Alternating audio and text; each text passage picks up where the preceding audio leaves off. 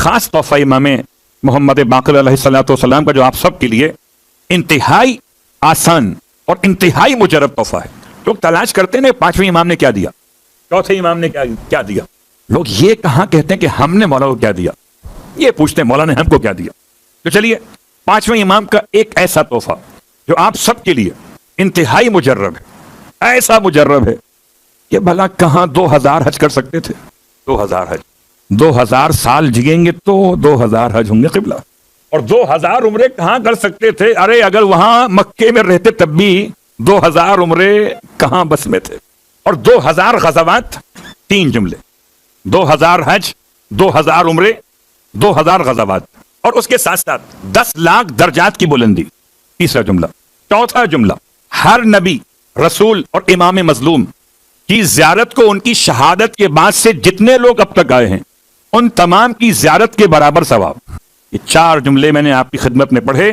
پانچواں جملہ, ہر عمرہ اور ہر حج اور ہر غزوہ عام نہیں جو کسی زمانے میں محمد کے ساتھ کیا گیا, اول محمد ہو کہ اوسط محمد کے آخر محمد, صلوات پڑھے محمد وعلى محمد. اتنا قیمتی تحفہ ہے. اللہ اکبر. 2000 حج کا, 2000 عمرے کا, 2000 غزوات, اور یہ سب کا ثواب پیغمبر اور آل پیغمبر کے ساتھ کیے گئے حج اور عمرے کے عنوان سے ہے. کون سا تحفہ ہے؟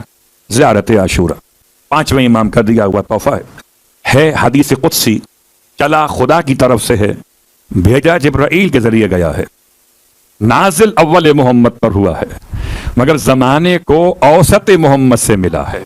علقمہ ابن محمد الحضرمی یا صالح بن عقبہ, 2 الگ الگ واقعات میں 2 الگ الگ راوی ہیں اس زیارت کے, کہ امام نے اس زیارت کو تعلیم فرمایا. زیارت عاشورہ, زیارت امام حسین علیہ الصلوۃ والسلام کا ثواب. اس کے ساتھ اپنی ہر مشکلات پریشانیوں کے حل کے لیے ایک بہت بڑی مشکل رہتی ہے ہمارے اور آپ کے درمیان. وہ مشکل ہے وسعت رزق کی مشکل. ہو سکتا ہے آپ میں سے کسی کی مشکل ہو کہ نہ ہو, لیکن اکثر کی ہوتی ہے. مولانا پرابلم ہے رزق میں برکت نہیں ہو رہی, جاب کا مسئلہ ہے, جو کام کرتے وہ کام پائے تکمیل تک نہیں پہنچتا, یہ برکت نہیں ہوتی. زیارت عاشورہ. اور اگر اس کے ساتھ دعائے علقمہ پڑھ لیجئے. دعائے علقمہ یا پانچویں امام سے ہے ایک روایت, یا چھٹے امام سے ہے, یعنی کہ یا والد سے ہے یا فرزند سے ہے, وہ بھی معصوم اور یہ بھی معصوم. اس کے ساتھ ساتھ اب رہا مسئلہ, مولانا چھوٹی بات بیان کریں, بہت طویل عمل, اور ویسے بھی کہاں پڑھ سکتے ہیں زیارت عاشورہ, وقت کہاں ملتا ہے. تو آئیے ایک چھوٹا سا نسخہ بھی آپ کی خدمت میں پانچویں امام کا پیش کر. ہو سکتا ہے آپ پڑھتے ہوں مگر امام کا نام یاد نہ ہو, اور سارے تحفے معصوم کے کہ استعمال تو کرتے ہیں, کس نے دیا تھا یہ یاد نہیں ہے. کون سا تحفہ؟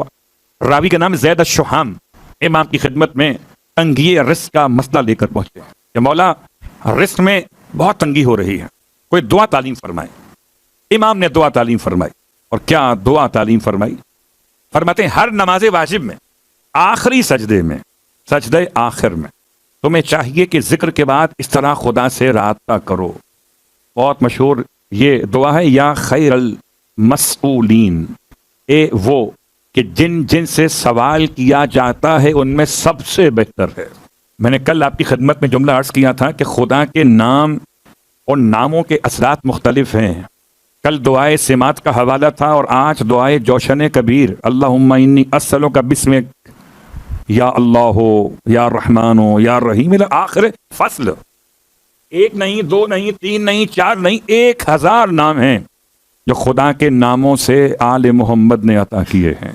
جو جس کو جتنا پہچانتا ہو اتنے نام لے گا, صلوات پڑھے محمد و آل محمد. جو خدا کو جتنا پہچانتا ہو, اور میں کہا کرتا ہوں ہمیشہ کہ جنہیں خدا ملا بغدادی قاعدے سے انہیں خدا کے 99 نام ملے, اور جنہیں خدا ملا نجفی قاعدے سے انہیں خدا کے 1000 نام ملے. اب مسئلہ آپ کے اختیار میں, بغدادی والا قبول کریں یا نجفی قبول کریں. 1000 ویسے سارے اچھے نام اللہ کے, ایما تدعو فلہ الاسماء الحسنی, جس نام سے چاہو اسے پکار لو, ہر اچھا نام اسی کے لیے ہے, اور اس نے اپنے ناموں سے آل محمد کے ناموں کو بنایا ہے. اب پہچانے کہ اس کے نام کیا ہیں, اور جب وہ اپنے نام سے کسی کا نام بنائے تو ان کا مقام کیا ہو. اپنے ناموں سے ان کے نام بنائے. یا خیر المسئولین, اے وہ کہ جن سے سوال کیا جاتا ہے ان میں سب سے بہترین, یا خیر المعطین، معطین میم عین توئیں یہ نون معطین موتی. اب چونکہ اگر تلفظ میں غلطی ہو جائے تو بات کہیں اور پہنچ جاتی ہے. ایک دینا ہے اور ایک عطا کرنا ہے. یا عین اور توئیں کے ساتھ ہے، حمزہ اور تے کے ساتھ نہیں ہے. حمزہ اور تے والا اس کا مطلب ہے دینے والا، اور عین اور توئیں والا اس کا مطلب بخش دینے والا. اور جب کوئی بخش دے تو پھر ملکیت ہو جاتی ہے. یا خیر المعطین، اے وہ کہ جو عطا کرنے والوں میں سب سے بہتر عطا کرنے والا ہے. دو جملے خدا کے نام کے آ گئے. ارزقنی ورزق عیالی من فضلک فانک ذو الفضل العظیم. اے پروردگار مجھے رزق عطا فرما اور میرے عیال کو بھی رزق عطا فرما.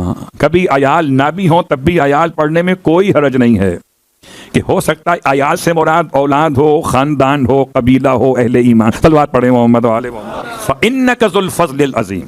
سجدے آخر نماز میں اس سجدے شکر نہیں ہے، سجدے واجب. تو ایک مسئلہ یہ حل ہو گیا. اب آئیے اس بات کو ذرا سا مربوط کرتے ہوئے کہ کبھی کبھی ایسا ہو جاتا کہ انسان امام کی بارگاہ میں کوئی تکلیف، کچھ شکایت لے کر آتا ہے. اب رزق کا مسئلہ نہیں ہے، اب مسئلہ بیماری کا ہے. اور پانچویں امام کی بارگاہ سے جو عطا ہوا ہے، یہ دو چیزیں آپ کی خدمت میں اور پیش کر دیتا ہوں. اور چونکہ یہ عام طور سے پڑھی نہیں جاتی، اور یقین اور اعتماد ہو تو پڑھیے، اور اگر آزمانا ہو تو کہیں اور پڑھیے. آل محمد کو آزمایا نہیں جاتا بلکہ آل محمد کو مانا جاتا ہے. آزمائش شرط کہیں اور ہے، ولایت شرط یہاں پر ہے. ورنہ سارا قرآن پڑھ لے انسان. چلیے جب قرآن پر بات آ گئی زبان پر تو ایک آیت پڑھ دوں اگر آپ کی اجازت ہو. اب تو ہو گئی اجازت صحیح والی. سورہ بنی اسرائیل پڑھتا ہوں، آیت نمبر 80 ہے. اور اس آیت میں پروردگار عالم نے ارشاد فرمایا، بہت مشہور آیت، وَنُنَزِّلُ مِنَ الْقُرْآنِ مَا هُوَ شِفَاءٌ وَرَحْمَةٌ لِّلْمُؤْمِنِينَ وَلَا يَزِيدُ الظَّالِمِينَ إِلَّا خَسَارًا. آیت کے دونوں جملے الگ الگ ہیں. خدا کہتا ہے ہم نے قرآن میں نازل کیا نہیں، نازل کرتے ہیں اور نازل کرتے رہیں گے وہ کچھ جو شفا بھی ہے اور رحمت بھی ہے. اس کے لیے مومنین کے لیے. وَلَا يَزِيدُ الظَّالِمِينَ إِلَّا خَسَارًا. لیکن یہی قرآن جب ظالم پڑھیں گے تو سوائے خسارے کے اور کچھ نہ ہوگا.